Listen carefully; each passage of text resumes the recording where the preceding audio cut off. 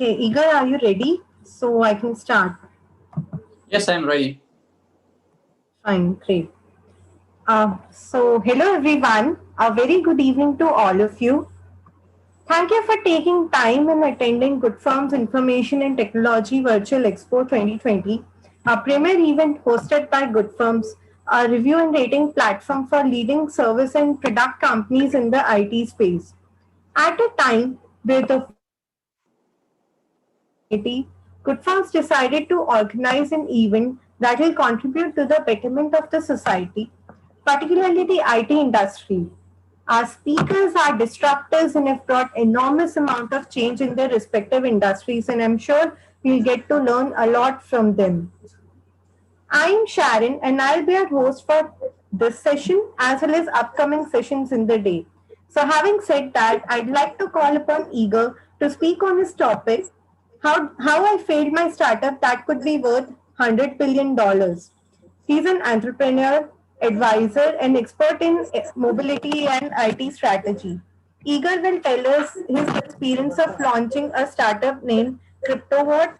It is the solution that unites charging station into a global roaming network. He'll tell about his opportunities, the right timing, and mistakes that are common to many founders. So, without wasting much of the time or causing any delay, I'll give the podium to Igor to speak on his topic. Over to you, Igor. Hello, everybody. Pleasure to meet you. And today I'm ready to share my experience of being trying to launch the company with our product. Important to mention that today I want to tell you not just how I failed the company. So the key point which I want to speak about is why I failed and why people fail the startups. One of the main things here why generally people fail the startups, which was actually my case, is the vision and the level of vision and how you see your product, how you see the market, and where you want to be on that market. I will go through details, and based on my story and my real experience, I will tell how we was doing, what we've been doing, and which errors we had, and how we could do it from different perspectives. Just to give you a little bit background of who I am and which experience I had starting the company. So I'm the CEO of the company SPRO. SPRO is a software service company, which is already 6 years on the market. In our company, we have more than 150 employees. I'm from Ukraine, and we create R&D teams in Ukraine. And this is the successful company which I do for 6 years, and we are growing. And in general, I'm 10 years in IT field already. And this company which I was starting, another company called CryptoWatt. So we started it 3 years ago, and it was not successful. However, I already had the business experience and experience of the market experience and the experience of managing the people as well. Okay, so let's come back to this story of what we've been doing. So the startup which we've been doing was a company which had a product of EV charging, electric vehicle charging. It was a product for EV charging stations, and generally it was a roaming product. So we've been providing a roaming solution for the EV charging stations. Roaming is the term which we know all about. We know this term from mobile phones. So when you go to another country, you use a different provider. That's what is roaming. And in the context of roaming, roaming is used in many spheres. For example, the MasterCard is a good example of roaming in the banks. And in our case, we were in a move to create a roaming for electric vehicle charging networks. So generally, we've been creating a MasterCard for the sphere of EV charging networks. And with our startup, we've been going through the American-based accelerator. We've been presenting our company on the many events and many exhibitions. For example, we've been on the CES in Las Vegas. We've been in North American Auto Show in Detroit. We've been on Autonomy exhibition in Paris. And we've been collaborating a lot with our clients, our potential clients, investors, and people from the spheres, different experts. So we got, so we've been quite actively in business development, and we've been exploring the sphere quite deep, and we had a real opportunity to launch that company. But it was not successful case. So at the end, we failed doing this. And the key point was really the vision of how I saw the company, and how our customers and which our potential customers, so which charging stations, which need they had. So, and they had a totally different need than the value proposition we've been giving to them. So people talk a lot about how to validate the idea, how to create the value proposition, and there is really a lot of approach on this. But in reality, how it was working with us, it was a little bit different. So how we saw our product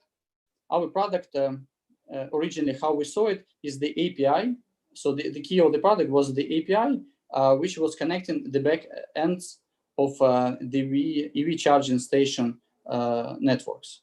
So, for example, if I'm the owner or I'm the CTO of EV charging station, I want to have more traffic and more customers using my EV charging stations. And as a user of EV, as the owner of the EV vehicle, I have a problem that, for example, if I go from city A to city B, I have to use a different charging network in the city B. And for example, if I have a charging network A nearby my house, and I have a charging network nearby the office. And for each charging station, I need to have a different cards, different contracts with different operators, and that's the headache. And we've been solving this problem with our API solution. And our vision was that if we will connect if we will launch these API solutions, we will be able to connect the EV station A with the EV station B and with EV station C. And in the end, we will be able to launch something like a MasterCard for EV charging stations, and to be able to and different charging stations would be able to exchange users between their stations in case they will need a roaming. We thought that this product, API product with a good, for sure, with a good UI interface, which was comfortable to potentially to use for EV charging networks, we thought that this is the kind of product which might be quite interested for them. And again, so we've been presenting our product in many shows. We've been collaborating with different networks and with different, we've been collaborating with investors and with different CTOs of these networks. And we had a feedback that this product is good, but we need to have, but it's quite hard to integrate this product. And there was some issues for them. And we had to push more on the business development to integrate this. And so we were not clear what exactly we should do, but so it seems like this is the product they potentially need, but this is not exactly the product which they are ready to buy today. Once we met with a person in Las Vegas on this CES, we met a person who knew this industry much more deeper than we knew this industry at that point. At the end of this meeting, we discovered that the vision of this person with whom we was talking was totally different vision that we had. So we met a person who was quite interested in our company as an investor and was ready to invest in us. Just a little bit about the background of this person. He's the ex-VP of the PayPal, and before that he had a business in ATM sphere. So, and ATM business is quite similar to the business of the electric vehicle charging networks. As soon as in the ATM business, the key value which you have is the location. If your ATM is in a good location, that means that more people are using this ATM, and another ATM company is not already able to install the ATM exactly on this location. And if you have the network of the with good locations of ATMs, that means that your network is quite valuable. The same is in the EV charging networks business. You need to have a good locations. The better location you have, the more value your network is able to generate. So as soon as this investor before that had the ATM business, he understood how the EV charging business works.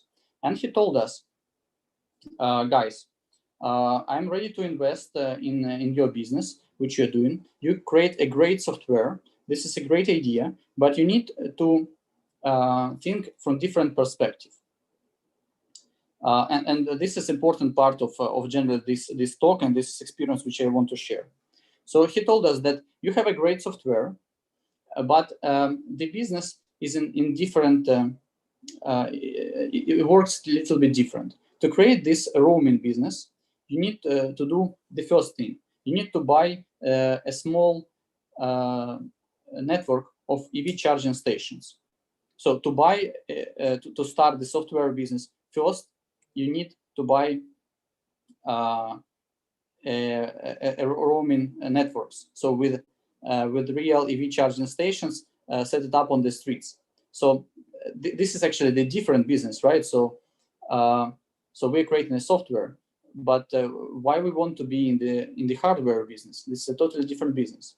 He told us that if you will be able to have the network, even a small network, for example, from 20 EV charging stations, you will be able to provide your customers the opportunity to exchange with your already existing business. And the general value which you will be able to create is the following. You will have the exact charging stations, so real machines which are able to give electricity to real cars. And with your roaming solution, you will be able to automate all this business. You will be able to create a roaming. You will be able to create a great seamless experience as for customers, as with the with the electric vehicle cars, as well as for the customers who own the EV charging networks. And by having this really great, cool, well-automated, small EV charging network, you will be with the roaming, you will be able to get access to the whole market of United States. And with the roaming, you will be able to cover the whole market.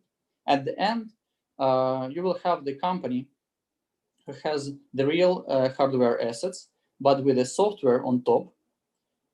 It has much more added value, and covers a really big piece of the market. And having these real assets, real EV charging stations at the end here, you will be able to communicate with the companies on this market. So with the EV, with other EV charging stations, as soon as you are able to provide a real value today for them, and at the end you will be able to grow the network. And why we failed? So for us at that point, buying a company or even creating setting up our own hardware EV charging stations was the point where we should make a strategic decisions and to change totally our strategy.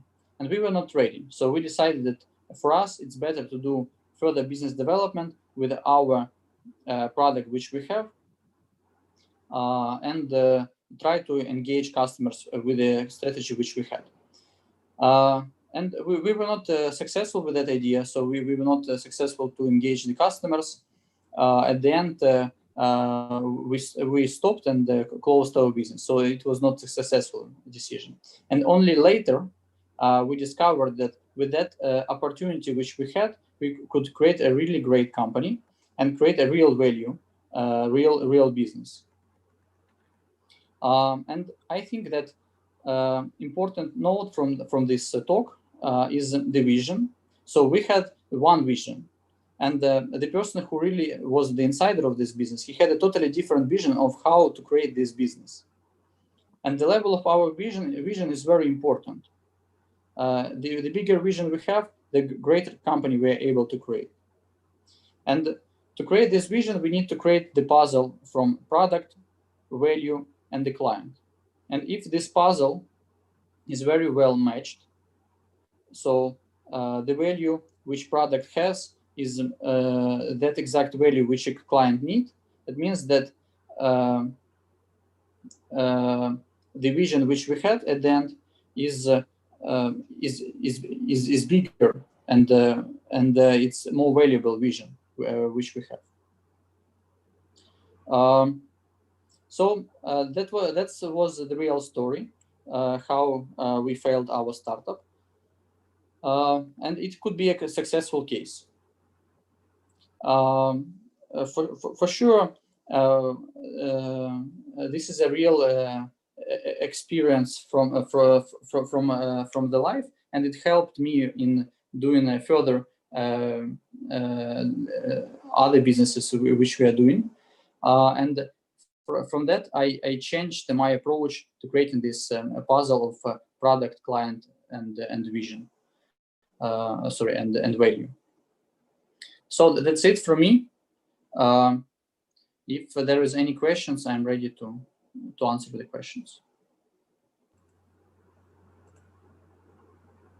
So Igor, thank you for sharing your journey. You can find the questions. There's this Q&A tab, if you can see. So there are like about 7 questions for you. Yes, let me look through.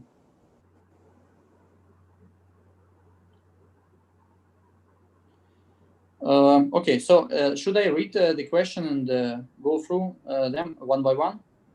Yeah, whatever suits you. Okay. Okay, so there is a question from John. So can all startups make products, services always what people want? Can't it be what the startup wants, or what the product, or what the startup is good at? Which way is the right way?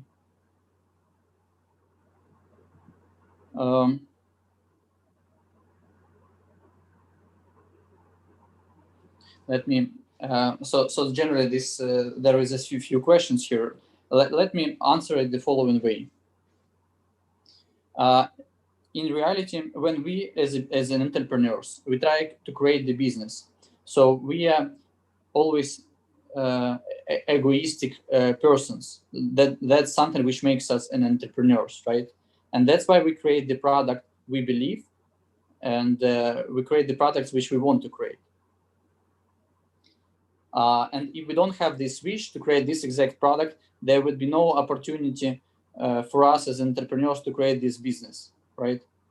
But at the end, from another side, there is a client, so a valuable person for who might pay us money or pay for using these products or services. And the client will not want to pay for the product which he doesn't need. So we as entrepreneurs as well, we should care about which product are we creating, and does this product has that great value, right value for this exact customers, right customers. And between our customer and us, there is a strategy which we should create and create in this company. So which is the product strategy, market strategy, and etc. And what makes this story successful is the vision. So if we have the right vision of the what our customer needs, and right vision of how we will come to generating this value for our customers, then we are able to create a successful company. Let me go to the next question. There is a question from Lily. At times, we are so fascinated by our own ideas that we fail to truly evaluate its feasibility. How can we detach ourselves from our own brainchild and be neutral and evaluate any startup idea objectively? Yes, so this is the I think this is very important. As soon as each of us and entrepreneurs has their own brain, right, and their own life experience, knowledge, and generally different people with different experiences are able can't create the same company. So and the vision which we have is the vision combined from our life experience and our knowledge. So I think for entrepreneurs, it's very important to explore. So the more explorations we do, the bigger our understanding of the world, of the niche, of the industry, and understanding of the client, of the customer. If we understand our customer good, the more successful this idea can be. And I personally suggest people to try to create the businesses in the spheres which they know good. For example, if you're an entrepreneur and you work for last 10 years in banking industry, why don't you to create a product in banking industry? And fintech industry, for example, is growing right now. It's a trend, but it doesn't mean that everybody should create the product in trending industry. If you're working in the other industry and you know this industry well, you know the client and what they need, the more that means that you have much more opportunity in this niche, creating an exact product which is needed there, rather than creating a product in, for example, in the growing fintech trend, but where you don't know the industry and the client and the needs. So exploration and the knowledge of your client, this is the key statements, I think. Let me go to the next question. There is a question from Jess. Every company is a startup at its initial stage. It is confirmed later when whether it would flourish or not. What kind of businesses you feel have less chances of failure, and the failure that are replaceable or worth investing, seeing some growth in the future? Any specific suggestions for product or services divisions?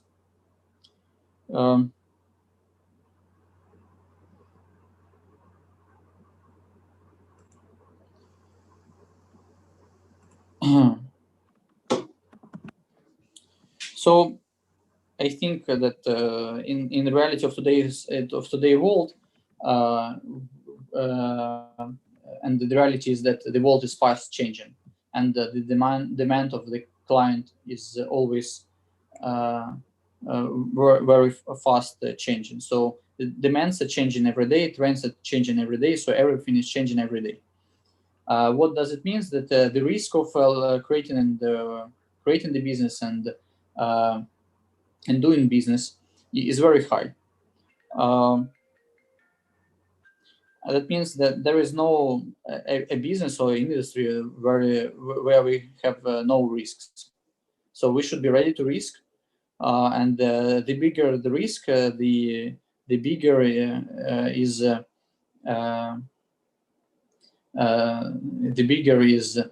the price from this business. So if you create a business, we should be ready to risk, and it's the same here. So we need to know the market, we need to understand our client. If we understand the client, we know what are the trends, what the client and where the market goes, means that we are able to cover this risk.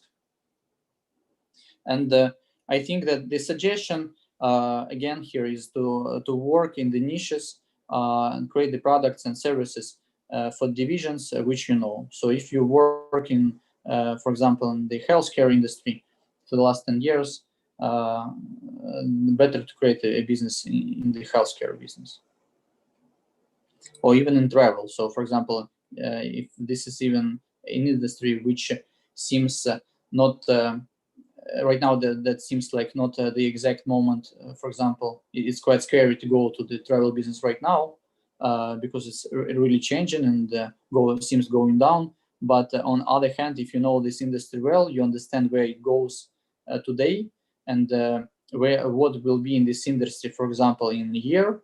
That's a great opportunity for you as an entrepreneur to start the business in this niche as soon as you understand what product and for whom you are able to create. Let's go to the next question from Jenny. By the way, how much time still we have?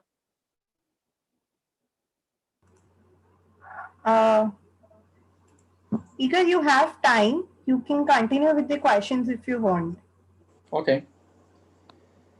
Okay. So the next question from Jenny.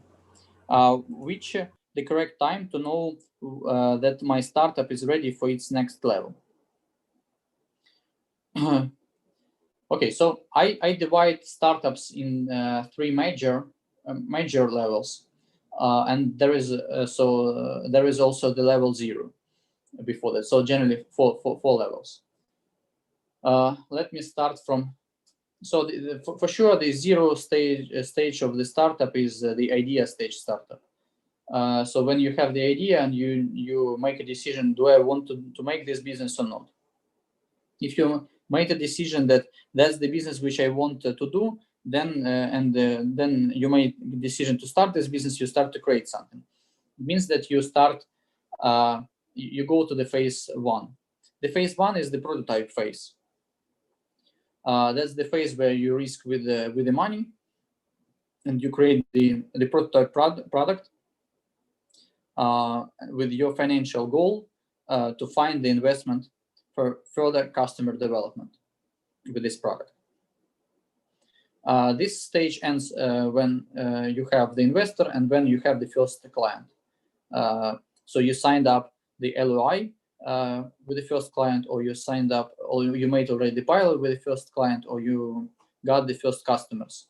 So generally, you have understanding that there is at least one product on, there is at least one client on this market which really needs this product, and this prototype is really working for this exact client. It means that you finish the phase 1. The second phase is the phase 1 was the prototype phase. The phase 2 is the commercialization phase, which means that your goal is to grow your sales. So as soon as you had the first customer, so you have one customer, for example, and and you have the product which is usable for this customer. But this doesn't mean, totally doesn't mean that there is 100 or thousands of other clients who need exactly the same product. And most likely, and it's quite typical that after phase 1, you discover that your second client or the third client, or let's say the 50 client, doesn't need this product exactly like this. He needs I would say this product, but from different perspective, other features, other value, and there should be many changes. And usually, when we start working with the first customer, we make this product very customized for specifically our first client needs. But then we discover that the second client needs a totally different product. I would say not totally different, but customized for his needs. And then what we have working with the third client is that the third client needs, again, another customization. And when we have 100 clients, we can't, and we are not able to customize this product for all of these clients. So that means that we select the list of value which we put into this product, and which is kind of the core of this product, and some general level of customizations for the line of our clients. And as a result of this, I would say, market-based R&D, we are able to grow our sales. As soon as we created the product, we adapted our product for the needs of our customers. And if the product is well adapted for our customers, we are able to onboard these customers. When these customers are onboarded enough, I would say for our target of sales, as soon as each company has their own financial goals. For example, we want to grow our product on this exact market and up to this level. And we understand that we already filled, so we finished our goals on this market. For example, we have the product which solves the problem of moving people, for example, from station A to station B, and there is only, for example, 100 customers on this market who we can move from station A to station B, and we already have the 50% of the customers using our product, and the rest, for example, 50% is already and they don't want to use our product, or they use different products to different companies, and etc. And we understand that we can't grow further on this market.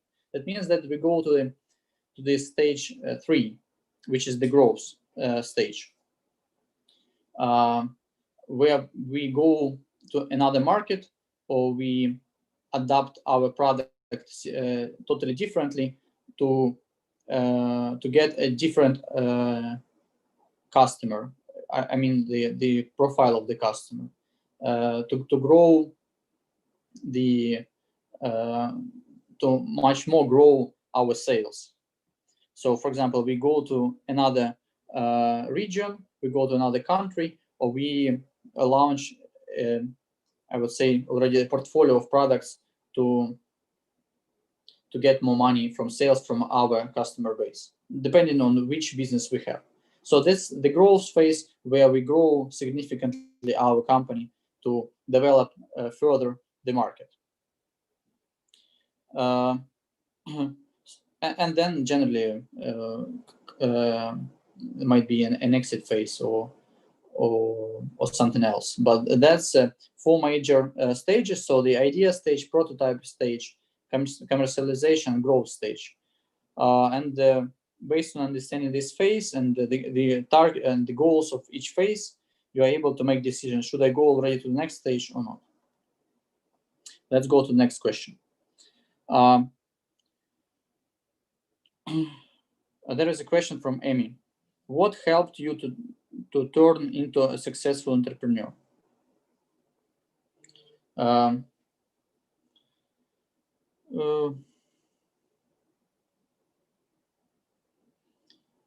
I think each entrepreneur is able to start the business, and to start the business today is quite easy.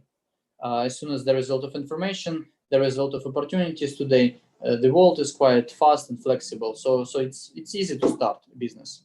The more hard task is to grow the business and to understand how to grow it further. And this is the part which can't be done by one person. So usually we entrepreneur, for example, me, I have a great team. So for the core of the core team of our company is 8 people with whom we work day to day, and this is really a team which drives the whole company altogether. And that stage where I was able to build a great team, that was that stage which helped me personally to grow and the business to grow. As soon as I created the team also was able to help me a lot. So I was learning from people in my team as well as they were learning from me. Let's go to the next question. That's an anonymous member. What piece of advice would you like to give startup interested in tech, product, or solution?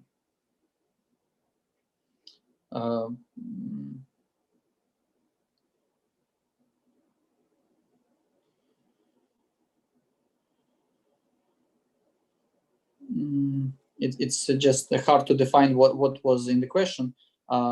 Startup interested in tech, product, or solution.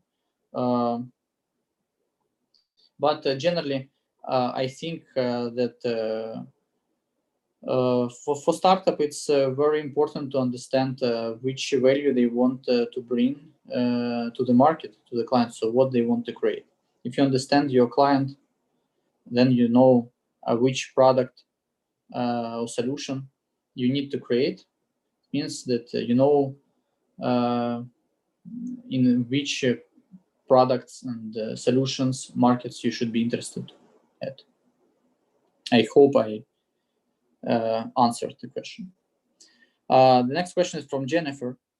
As with every business out there, even startups are hard hit because of COVID-19. Any survivor strategy that startup could adopt if this pandemic persists some time?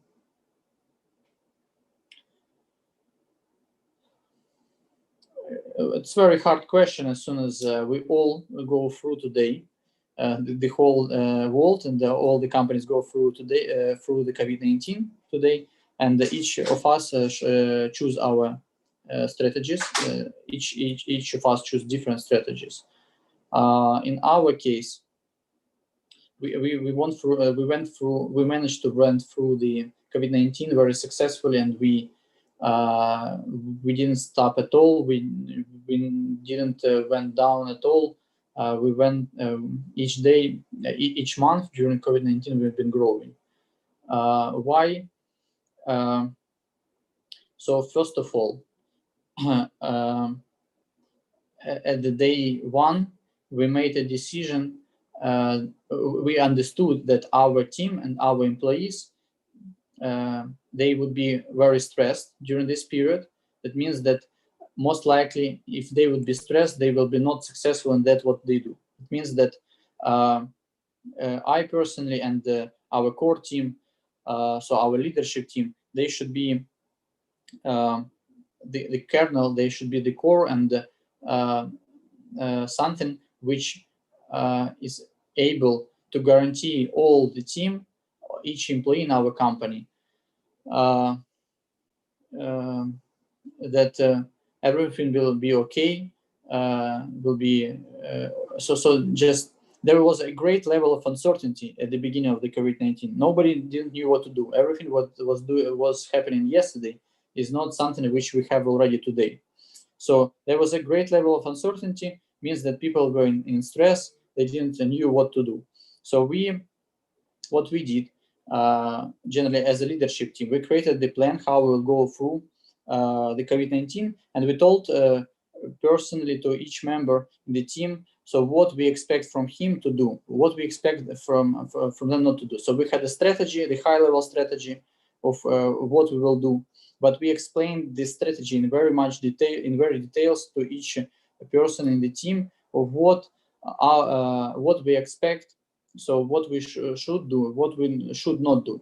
And we also was helping our team with all the problems which we had. So we tried to keep people as much as possible out of the stress. So as soon as our people and our team was not stressed, at least at that level of which was possible. So everybody was able to work and to do their work.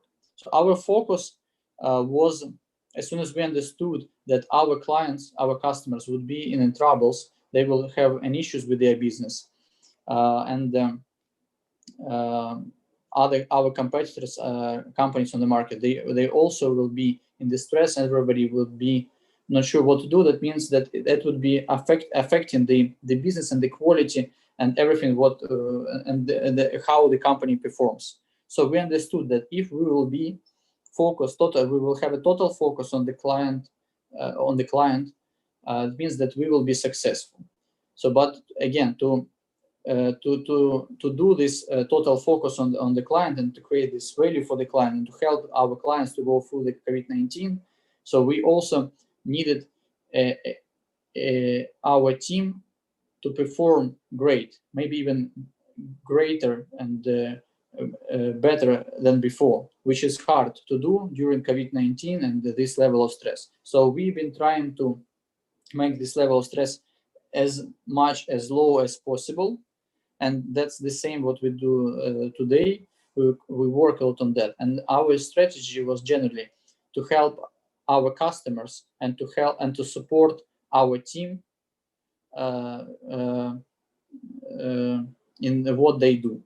So, and being able to explain very detailed to make people confident that everything will be okay, and we know what to do, and to explain what each member in the team in different roles, what everybody should do. So we managed to go through this successful. So what I'm trying to explain is that if you will have the team on board, which would know what to do, and they will be able to think without stress, that means that most likely the company will go better through the crisis as soon as people will be able to make right decisions. Let's go to the next question. It's an anonymous question. How to effectively explain a startup idea to bank or a potential investor in order to get the necessary financial aid?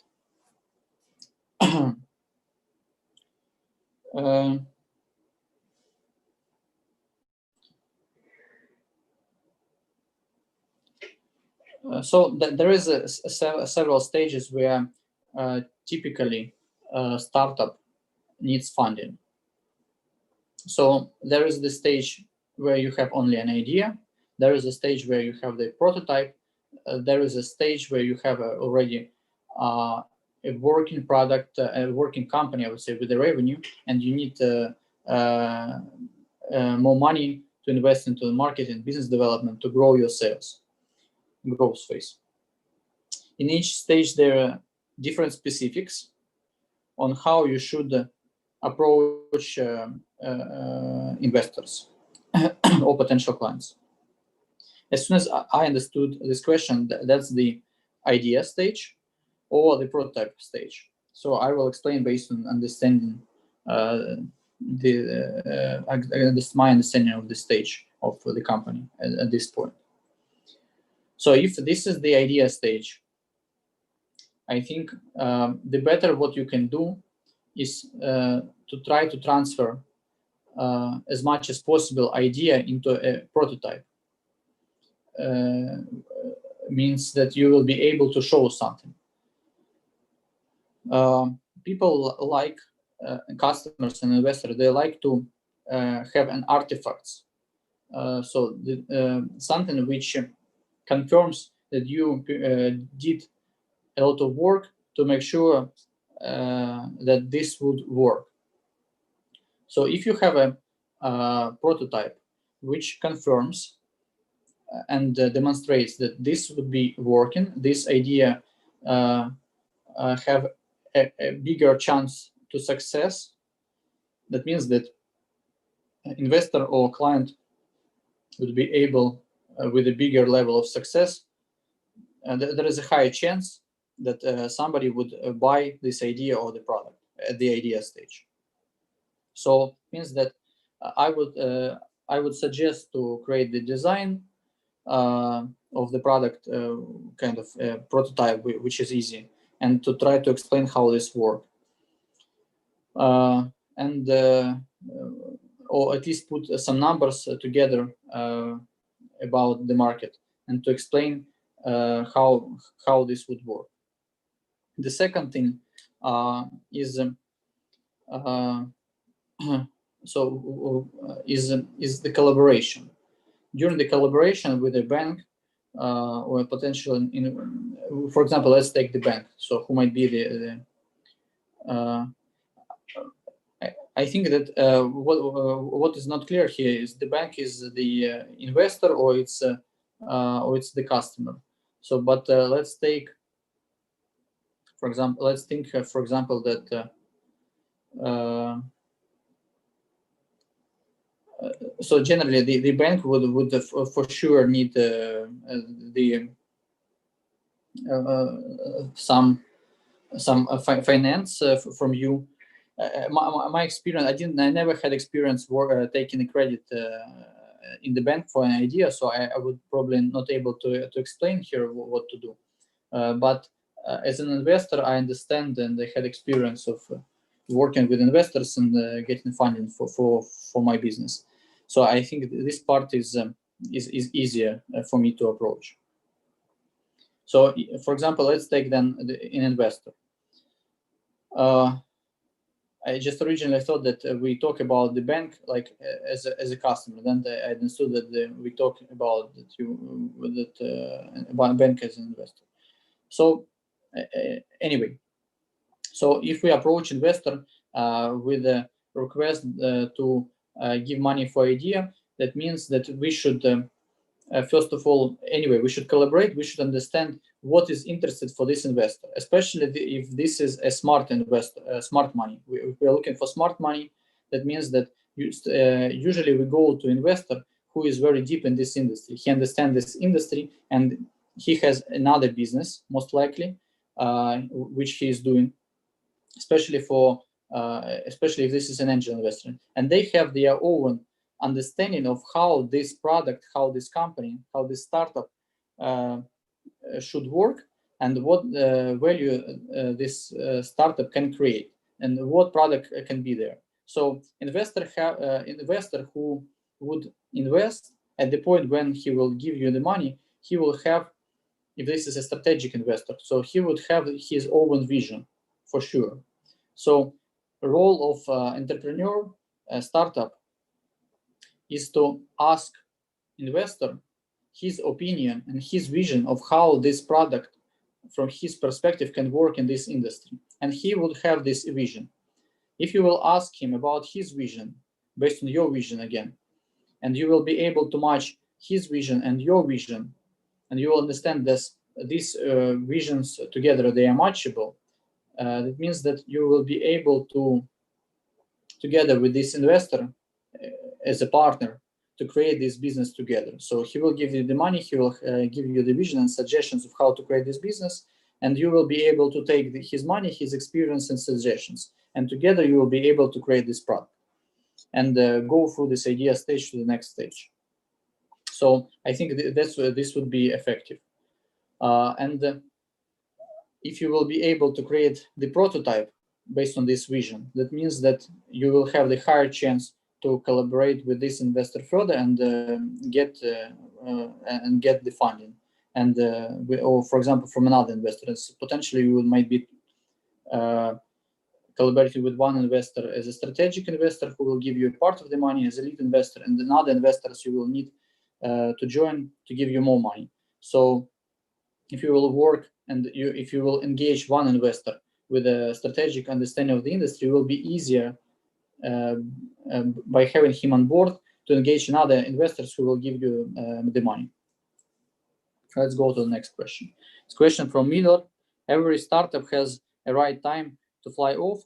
How to understand the hidden opportunities and possibilities that exist only at the right frame of time? I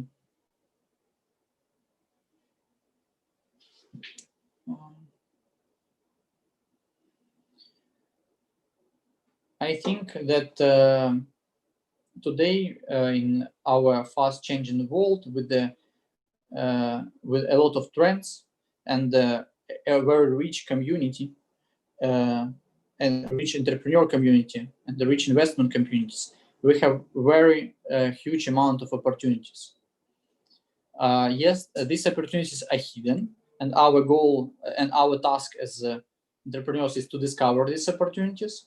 But the amount of opportunities we have is much higher than the number of opportunities we need and the number of opportunities we are able to take.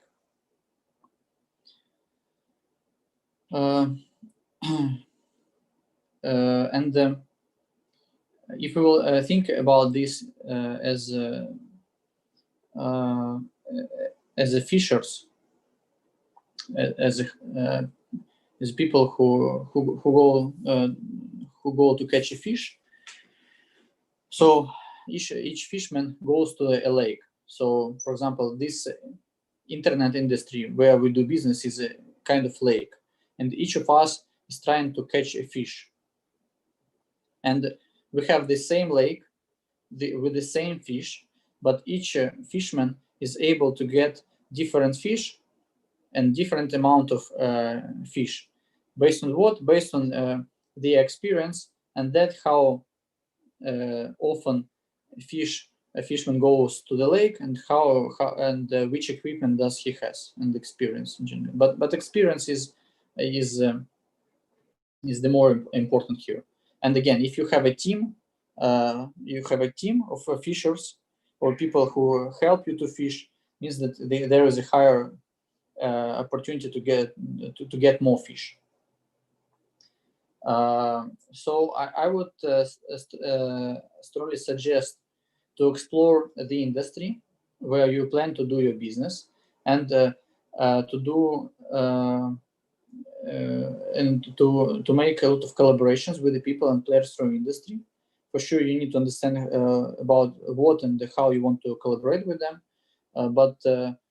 For example, if you will understand that this is the industry which I want to create a business at, then you can find out the acceleration program for specifically working with this industry with the right mentors, right investors and specialists who help you on the program. So that would be a good start to take part in some acceleration program. And from there, with this community and these people, you will be able to grow your business. Seems this is that's it, and that's we finished the list of questions. Should we say goodbye?